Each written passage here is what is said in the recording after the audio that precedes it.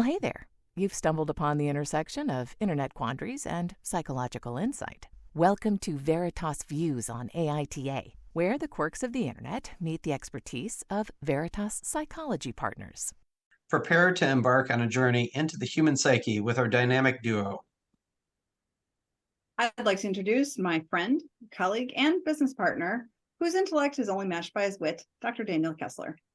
And when I need a thoughtful voice of reason with a deep understanding of all things psychological, I go to Dr. MacBride for answers, which is why I'm happy to introduce her here as my partner in Veritas and in this podcast. Gayle, I am looking forward to your insights.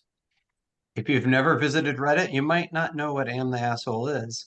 In short, someone posts a scenario and asks readers, who's the asshole here? Dan and Gayle, neither of you have read this or seen it before, so let's go. Am I the asshole for refusing my fiancée to smash cake in my face at our wedding? So that's the setup. I'm just going to interrupt you here and say no. Wait. We're not even going to. We can listen to it. Let's listen to it. Listen to it. But I'm already on board with no. You're not the asshole for not wanting your partner to smash cake in your face. That's just my preconceived notion. And our lovely host has already been subject to my opinions on this matter. I'm biased. I don't think that's cool. All right. We should listen now. Okay, here we go. Absolutely. In all seriousness, like that is a big part of what we do in our office is take a moment to pause and listen to the story because I wonder if there's more to it. All right, I'm going to shut up now, Michael. All right. I absolutely love my fiance. We've been together for over 5 years, own a home together, have 2 dogs, and live a happy life. We have had a rocky relationship at times and are definitely not perfect. He is the oldest of 2 brothers, and sometimes when we get playful, he will take it just a tad too far and maybe push me a little too hard or tickle me until I'm frustrated. Things like that. As we started planning our wedding, he off the bat talked about how excited he was to put cake in my face. I was a little apprehensive about this, but he seemed so excited. I'm not having makeup professionally done, and I figured it is a moment of the day, so I said, sure. As time has gone on, I've seen TikTok tragedies over cake in the face at weddings, and I've begun to get worried. With the way he is, I'm worried he might take it a little too far. When I started to feel this way, I talked to him and told him I would want to practice beforehand, to which he seemed a little frustrated about it, but said he understood. I thought he would have relished this opportunity. He promised he wouldn't get it in my hair or on my dress, but really, how can you control cake once you smashed it in my face? Cake. I have kept trying to get him to practice, and he never wants to. He will do it without the cake, but never wants to practice with cake or whipped cream because he doesn't want it to be sticky, like I would be at the wedding, I guess. Anyway, every time we do it without cake, I swear he'll touch my hair, to which I call him out on.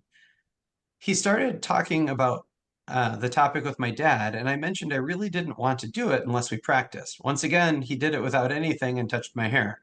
I called him out, and my dad said, we have whipped cream, so why not try it? I said, please be careful. Don't get it in my hair or my clothes. I showed him where I was okay with it going on my face and where he wanted to do it. He put way too much on, and I told him that's even too much. And then he smashed the rest of my face anyway. I guess I moved, and it got all over my hair, eyebrows, and onto my clothes. I immediately started crying and ran to the bathroom. He came in and apologized and cleaned me up and said, I'm sorry, you just moved and I got it on you. He was nice and helped me clean up, but ultimately I was frustrated and said, we're absolutely not doing this at the wedding if you can't control yourself now. I said we'll see if we do it, if we practice properly, but not like we did recently. As of now, my answer is a hard no. Am I the asshole for changing my mind and rejecting my fiance's desire to smash cake in my face? Not your wedding dance. We're not choreographing this. The idea of the smashing of the cake was it was cute and spontaneous, and it's not something that you can rehearse. And even if you rehearsed 100 times with whipped cream, there's no guarantee on that day it's going to look the same. What is going on with this scenario? It just seems to unravel with every detail. Yeah, the whole thing's awful. I'm sorry to say, the whole thing's awful. I mean, here's the thing, though. I mean, even if they were to practice this perfectly, the reality is that the wedding is an incredibly emotional time. People are cheering, you're cutting cake, you've maybe had a few beverages. This is really not the time to be risking something that could really be problematic. And I mean, the bigger issue here, I'm just going to jump in, Gail, because I know you're going to jump on this one too. I'm wondering if you're in the same direction I am. My biggest problem with this. Holy shit, boundaries. Consent. Yeah, exactly. Consent and boundaries. Oh my God, she said no. No, she has. I mean, I think it is absolutely critical for relationships to be based in a sense of being able to trust each other, Feeling of safety, and that and be safe, and that means that that things have to be consented to, and consent can't just be okay. That's not consent. Consent for anything in a relationship should be enthusiastic. If it's not enthusiastic, it's not consent. If it's okay, I'm willing to do this even though I don't like it, that's not really consent. That's not consent at all. That's not really consent. No. That's like coercion, which is it is. And there is a real air of coercion in this whole interaction here. It's clear that there are times when he violates her boundaries in ways that make her uncomfortable, and she's spoken up about it, but that isn't being respected here. And I actually, as much as I can agree with that, she's violating her own boundaries. There is this sort of this sociocultural phenomenon here where especially women have to feel like they need to go along, be easy, kind of suck it up, and they will be willing to pass by their own boundaries in an effort to conform to these other expectations it's really dangerous. So yes, he's violating boundaries. She's passing by her own boundaries too. Yeah, I'm viewing this from the male perspective and going, dude, what? Right. Why would you want to do this thing that your partner, your life partner, obviously is uncomfortable with, and she's not going to find it funny, and I've seen enough of these sorts of things go wrong, as she talked about in the setup here. There's a real opportunity here for this to be a real unpleasant moment in an otherwise what should be a wonderful day, and to start out their marriage together with one of the first opportunities for consent and boundaries as a married couple, for him to not be willing to go along with that, and then perhaps in the moment to have this really be potentially disastrous because he's not willing to go along with this. I'm really troubled by where he's coming from here. I get what you're saying. I don't know that I feel comfortable saying, oh, you should stand up. I don't want to blame her. But I'm really annoyed with him right now. I'm not blaming her. Okay, I'm actually, fair. This is really much more about pressures that women succumb to from a social political perspective. This is not a victim blame. This is, hey, women and men, but we should all be aware of the boxes that we get put into and how we behave and perform according to the expectations of those boxes. That's our responsibility. No, I know you're totally not. I know you're totally not blaming her. I think I would worry that if I said, "Hey, she needs to set the limit here," that it would feel too much like the dude. Absolutely blaming her, and I don't want to go down that path. And it feels like she tried to set a limit, right? And so we definitely want to respect that. And I would love for him to really attune to what his partner is saying and really hear that she is reluctant at best and wanting to rehearse this, which is really her soft no. And to be a really, I think, caring and in tune partner, he needs to start learning for her soft no's as she learns to vocalize no in a louder, more kind of firm way. I'd love to see both of them kind of coming together a little bit more around their different communication patterns, who they are as individuals, and who they are going to be in this marriage, right? I mean, they're already in a relationship, so the piece of paper in the ceremony isn't really going to change that, right? That organism of who they are in this relationship as two entities coming together has already been brought into the world. I'd love to see them work on this as their area of growth as a couple. You don't get it right the first time, But, growing together over 5 years, you hear this. You're going to disagree with me. No, I'm not. Okay. Actually, I'm all like jumping in here because I want to Yeah. scroll back to something you said about a minute ago. Oh, okay. Where you said that this is her soft no. Mhm. And I do think that's a really critical thing for couples to be aware of. Sometimes we know something is important to our partner and we're not comfortable with it and we want to say no, but we don't want to be the bad guy. Or hurt our partner's feelings. Or her partner's feelings, right. Mhm. And so the soft no is offered. Yeah. And I think especially for women, she's more likely to come up with a soft no. And he needs to, as part of their relationship, for making their relationship strong, he needs to be on the lookout for the soft no. Yeah. Because if she's offering a soft no, and he can hear that and accept it as a hard no, or translate that to my partner really isn't into this. Like, this is not what she wants to do. And even though she's offering it as a soft no, to validate it and say, okay, this clearly isn't something you want. Can we just put the brakes on here? Right. And I want to respect that. Like, that's amazing for the relationship and empowers her to be more clear with her no, and really recognizes like it part of that being in tune with your partner. Right. And what he may find that he gets in the long run are more enthusiastic yeses when she can trust and feel safe to offer the soft no's and then lean into clearly what seems to be his sense of adventure and play and fun. And I love that he has adventure, play, and fun in the relationship because that is critical to the health of the relationship. So he's clearly carrying that thread through. And he can get more from her, and she may soften up and liven up a little bit if he's a little bit more in tune to the soft nose.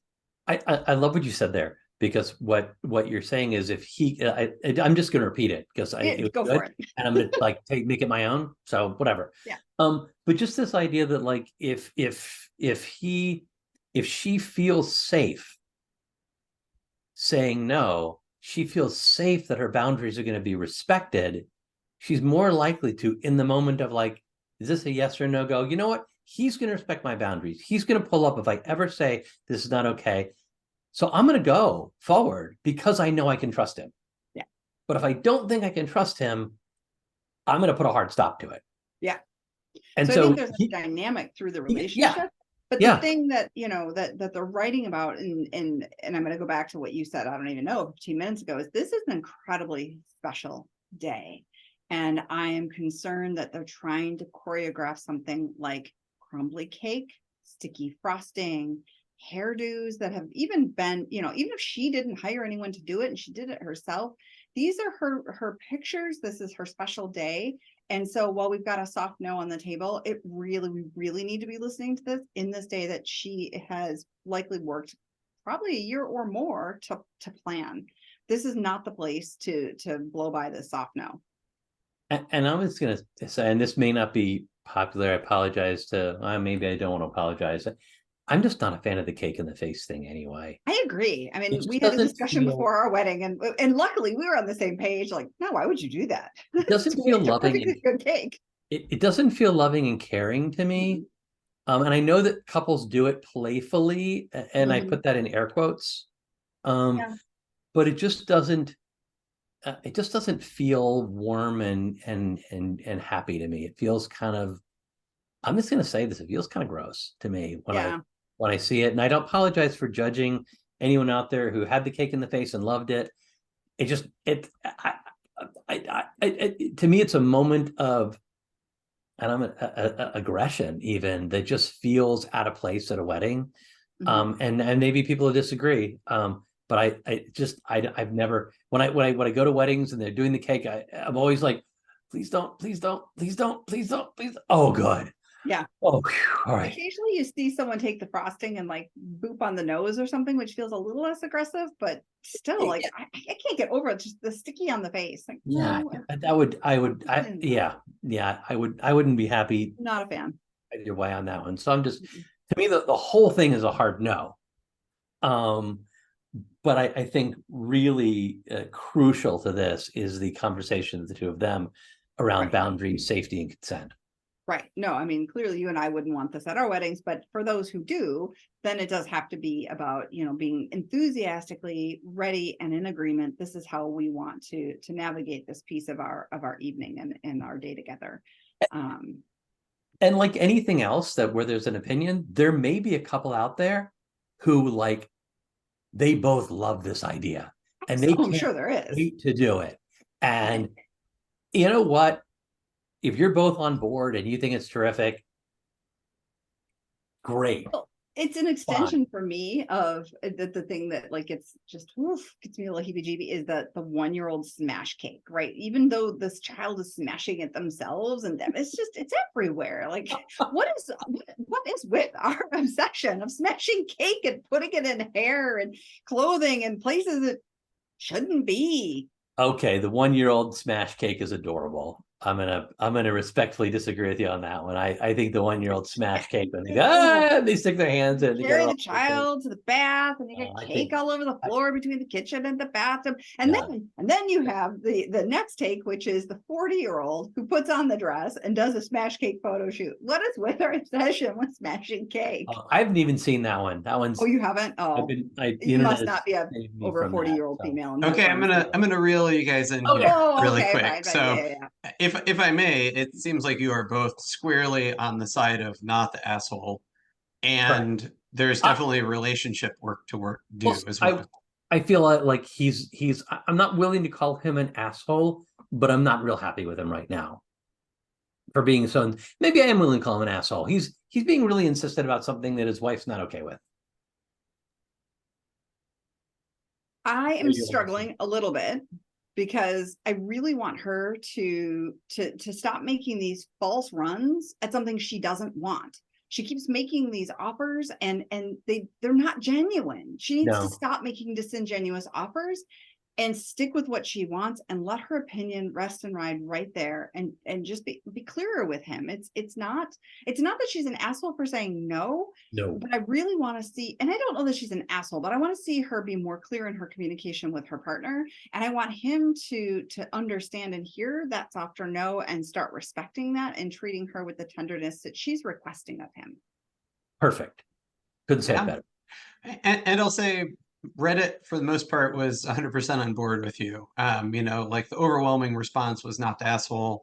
In fact, many of them were like, this is a major red flag. You should be concerned about starting a relation, beginning a marriage with this as being a thing. The few people who kind of waffled, that were more on the fence, it seemed like they were projecting themselves into the scenario where they were saying, well, like marriage, the woman gets all she wants in the wedding. And like, this is the one thing he wants. And it's like, she doesn't say that in there at all. Like, it's clear he wants this thing, but it doesn't say he's not involved in the rest of the process. Well, and the argument doesn't hold up. Like, if it's the one thing he wants and it violates a boundary she's not comfortable with, use your imagination. Like, it doesn't make it okay.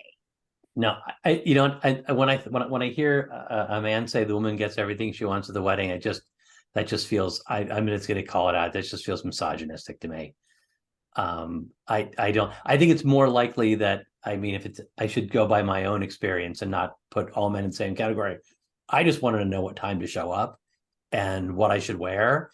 And it's not that anyone else got what they wanted. It's that I just really my spouse actually had opinions about colors and cake, and so he showed up and he had those opinions and expressed them, and sometimes we want my idea.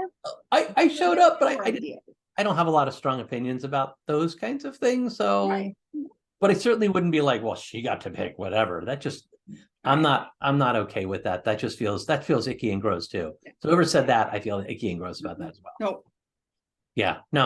No, it's a collaboration. And sometimes the collaboration is we both want to decide the colors. And sometimes the collaboration is, you know what, I'm okay with whatever you pick. Now, it's problematic if she wants his input and he's not giving it, but that's another podcast. Or if he wants to have input and doesn't feel as though he can give it. Right. And that's another discussion. If he doesn't like had an input into things at the wedding, then that's something he should be saying to her. Like, I'd really like to have say in some things around this if he doesn't feel like he's getting it. Right. But this idea that only the woman gets a say, no. Especially not in this day and age. No. Yeah. Well, Thank you both for another riveting debate and a glimpse into the collective conscience of Reddit. Remember, morality is often shades of gray and not just black and white. Truth can be stranger than fiction. Remember to stay true and stay strange. And we've got another podcast coming up next week. So tune in then for more of this back and forth. Stick around through the credits for the bonus conversation about the seemingly random items in the therapist's offices and the stories behind the objects. You can follow Dr. Dan Kessler at Dr. Dan Kessler and Dr. Gayle MacBride at Dr. G. MacBride. Oh, and you can find them both at veritaspp.com. Credits. Tickling the Ivories, Matthew Reddington. Art, production, and design, bringing this show together with flair and finesse, Michelle Love. Recording and editing, turning chaos into something worth sharing, Michael MacBride. Intro, outro, I'm Kelly Buttrick, a VO talent who just happens to be Dr. MacBride's cousin. Cats, CJ, Linus, Sadie, and Griffin. Hosting by whomever lost the coin flip. Interruptions by all their children. The content of this podcast is for informational and educational purposes only and is not a substitute for professional mental health advice, diagnosis, or treatment. Listening to this podcast does not constitute a therapist-client relationship. If you believe you may be experiencing a mental health issue, please seek the assistance of a qualified mental health professional. If you are experiencing a mental health crisis, you can call or text 988 from anywhere in the U.S. to be connected to Crisis Mental Health Services. Thanks for listening. As promised, here's the bonus conversation. So, Dan, years ago, we started working together, and I can't remember how soon into that relationship, but I noticed in your office, you had a pack of peacock feathers. Tell the story. Well, I mean, I did this training. I'll give credit to, I don't remember who the training is, so I'm not going to give credit. But if you, and it works best as a demonstration. But if you hold a peacock feather out and you try to balance it on your finger, and you look at the tip of your finger, it falls down. But if you look at the tip of the feather up high, somehow your brain just like automatically does the calculation and allows you to balance that feather with incredible ease. And I use that with folks. Sometimes the demonstration on how simply changing your perspective, looking at a slightly different spot, maybe just a foot or two away, changes the difficulty or ease with which we can do something. So I have those feathers there. I love it. Yeah. Great demonstration. Yeah. To try it with peacock feather if you got one. Yeah, but it doesn't work with other feathers. It's only peacock feather. Got a peacock. Got to be long. All right. Awesome. Thanks so much. We'll see you guys next week. Next time. Thanks so much. Bye. We love hearing from you, so please review us on Apple, Spotify, or, well, wherever you're listening. If you enjoyed this podcast, please review, like, and follow. Also, give it a share. This helps us reach more listeners.